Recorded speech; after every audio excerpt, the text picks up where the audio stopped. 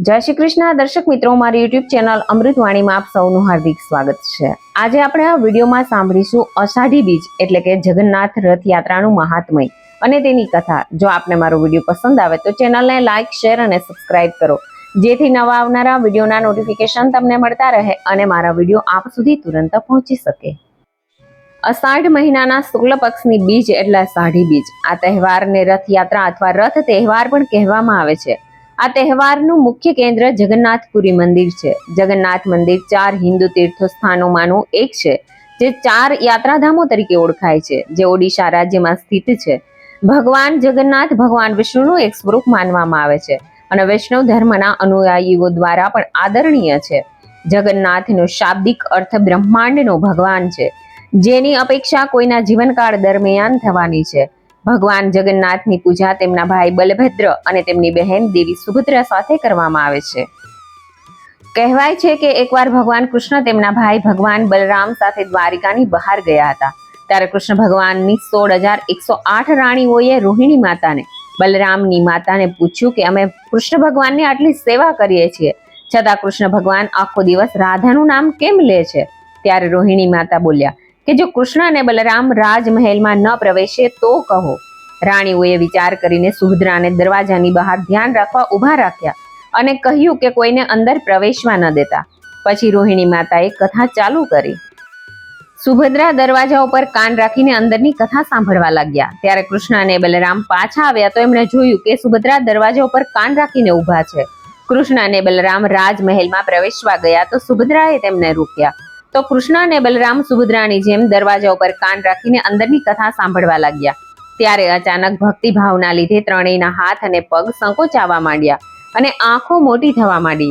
ત્યારે કૃષ્ણ ભગવાનને મળવા નારદ મુનિ દ્વારિકા આવ્યા તો તેમણે જોયું કે કૃષ્ણ ભગવાનના હાથ અને પગ સંકોચાઈ ગયા હતા અને આંખો મોટી થઈ ગઈ હતી। નારદ મુનિએ કૃષ્ણ ભગવાનને કહ્યું કે તમારું આ રૂપ જગતને બતાવો। તો કૃષ્ણ ભગવાને નારદ મુનિને આ રૂપ ત્રેતા યુગમાં જગતને બતાવવાનું વચન આપ્યું। ભારતમાં મુખ્ય રથયાત્રા જગન્નાથપુરીની રથયાત્રા છે। આ ઉપરાંત અનેક શહેરોમાં આ જ દિવસે રથયાત્રાનું આયોજન કરવામાં આવે છે। ગુજરાતમાં અમદાવાદના જગન્નાથ મંદિરેથી નીકળી રથયાત્રા ગુજરાતની સૌથી મોટી રથયાત્રા છે। દરરોજ ભક્તોએ ભગવાનના દર્શન કરવા ભગવાન પાસે જવું પડે છે, પરંતુ રથયાત્રાના દિવસે ભગવાન સ્વયં સામે ચાલીને પોતાના ભક્તો પાસે જાય છે। જગન્નાથ એટલે કે કૃષ્ણ, સુભદ્રા અને બલરામની મૂર્તિઓનું જગન્નાથ મંદિરમાં તો આખું વર્ષ પૂજન અર્ચન કરાય જ છે, પણ વર્ષમાં એક વખત અષાઢી બીજના દિવસે ત્રણેય મૂર્તિઓને મોટા મોટા રથમાં પધરાવી બડા દંડા તરીકે ઓળખાતી પુરીની મુખ્ય બજારમાં થઈને આશરે 3 કિલોમીટર દૂર સ્થિત ગુંડીચા મંદિરે લવાય છે અને જાહેર જનતાને દર્શનનો લાભ આપવામાં આવે છે। આ રથ ખૂબ જ મોટા પૈડાવાળા સંપૂર્ણ કાષ્ઠના બનેલા હોય છે, જે દર વર્ષે નવા બનાવાય છે અને તેને ભાવિકજનો દ્વારા ખેંચીને લઈ જવાય છે। જગન્નાથજીનો રથ આશરે 45 ફૂટ ઊંચો અને 35 ફૂટનો ચોરસ ધરાવતો હોય છે, જેને બનાવતા આશરે 2 માસ જેટલો સમય લાગે છે। મૂર્તિઓને જગન્નાથ મંદિરેથી રથમાં ગુંડીચા મંદિરે લઈ જવાય છે, જ્યાં 9 દિવસ સુધી રહે છે। તે પછી મૂર્તિઓ ફરી રથ પર બિરાજીને શ્રી મંદિરે પધારે છે, એને બહોડા યાત્રા કહે છે। આ પરત વેળાની યાત્રામાં ત્રણેય રથ મૌસીમા મંદિરે વિરામ લે છે અને ત્યાં ભાવિકો પોડા પીઠાનો પ્રસાદ લે છે। જગન્નાથની નગર યાત્રા જે રથમાં નીકળે છે તેનું નામ નંદીઘોષ છે। કહેવાય છે કે આ રથ ઇન્દ્ર દ્વારા આપવામાં આવેલ છે। આ રથને સંપૂર્ણ રૂપે પીળા રંગથી શણગારવામાં આવે છે। ભાઈ બળભદ્રને મળેલ રથ તાલવનના દેવતાઓએ આપેલ હોવાથી તેનું નામ તાલધ્વજ છે અને સુભદ્રાના રથનું નામ પદ્માધ્વજ છે। રથયાત્રા દરમિયાન દોરડાઓ દ્વારા રથને ખેંચવાના કાર્યને એક અત્યંત ધાર્મિક કાર્ય માનવામાં આવે છે। આ માન્યતા જ વિશ્વભરના લાખો પ્રવાસીઓને રથયાત્રા દરમિયાન આકર્ષે છે। અષાઢી બીજ એટલે કચ્છનું નવું વર્ષ। નવા વર્ષની ઉજવણીના ભાગરૂપે કચ્છની પહેલી રાજધાની લાખિયારવીરાને ખાસ શણગારવામાં આવ્યું હતું। કચ્છભરમાં નવવર્ષના વધામણા કરવામાં આવે છે। અષાઢી બીજના દિવસે જ જેમ કચ્છનું નવું વર્ષ શરૂ થાય છે, તેનો ઇતિહાસ પણ રસપ્રદ છે। 1605માં કચ્છના પ્રથમ મહારાવે તેની સ્થાપના કરી હતી। કચ્છના રાજા જામ લાખો ફુલાણી રાજ્યની સીમા નક્કી કરવા માટે છેડો શોધવા માટે નીકળ્યા હતા, પરંતુ તેમને સફળતા મળી નહીં। એ સમયે અષાઢ મહિનો શરૂ થયો હતો અને વરસાદ પણ વધુ પડવાથી ચારે કોર હરિયાળી ફેલાયેલી હતી। જે જોઈને રાજા પ્રસન્ન થયા અને અષાઢી બીજના દિવસે કચ્છનું નવું વર્ષ તરીકે ઉજવવાનું ફરમાન કર્યું. ત્યારથી કચ્છમાં આ દિવસને નવા વર્ષ તરીકે ઉજવવામાં આવે છે.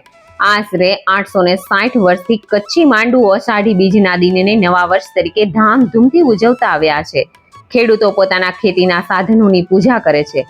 ઘરની બહાર દીવાને રોશની કરી ભગવાનને તથા વડીલોને પગે લાગી મીઠાઈઓ એકબીજાને ખવડાવી સર્વેને નવા વર્ષની શુભેચ્છા આપે છે.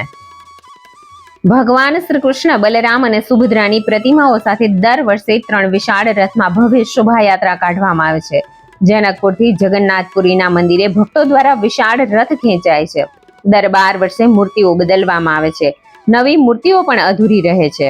ભક્તોને મળવાનો અલગ જ છે મિજાજ. મળવા આવ્યો છે આજ મારો જગન્નાથ. જગન્નાથપુરીમાં દર વર્ષે ભગવાનના 3 રથો નવેસરથી તૈયાર કરવામાં આવે છે. આ રથોની ઊંચાઈ લગભગ 45 ફૂટ જેટલી હોય છે. પુરીના જગન્નાથ મંદિરમાં ભારતીય હિન્દુ સિવાય અન્યને પ્રવેશ મળતો નથી. રથયાત્રાના દિવસે નાત જાતના ભેદભાવ વગર હર કોઈ દર્શન કરી શકે છે તથા રથ ખેંચી શકે છે. અમદાવાદની રથયાત્રામાં દર વર્ષે ફણગાવેલા મગ, કાકડી, કેરી અને જાંબુનો હજારો 30 થી 40 હજાર કિલો પ્રસાદ વહેંચવામાં આવે છે. જો આપને મારો વિડીયો પસંદ આવ્યો હોય તો લાઈક, શેર અને સબસ્ક્રાઇબ કરો. મને સાંભળવા માટે ધન્યવાદ. જય જગન્નાથ, જય શ્રી કૃષ્ણ.